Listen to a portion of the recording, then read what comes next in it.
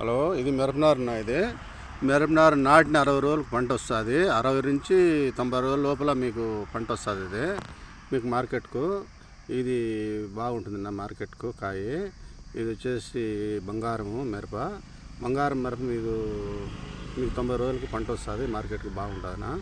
దీనికి మందులు బాగా కొట్టుకోవాలా, తడి బాగా ఇచ్చుకోవాలా, యాపిండి, ఆనిపిండి, గానిపిండి ఇటువంటివన్నీ సాలిగేసి కూడా వేసుకోవాలన్నా. మందులు M45, COC, red ML compulsory వాడుకోవాలన్నా.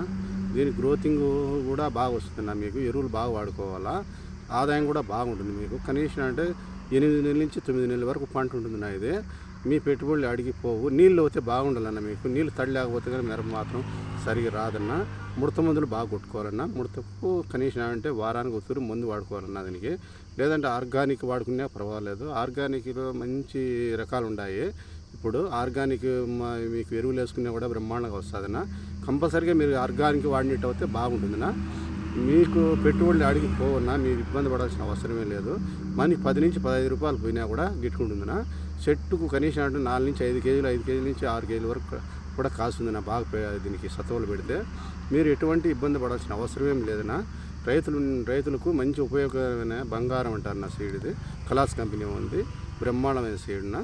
మీరు దీన్ని కంపల్సరీగా పెట్టుకోండి. ఇబ్బంది ఏం లేదన్నా.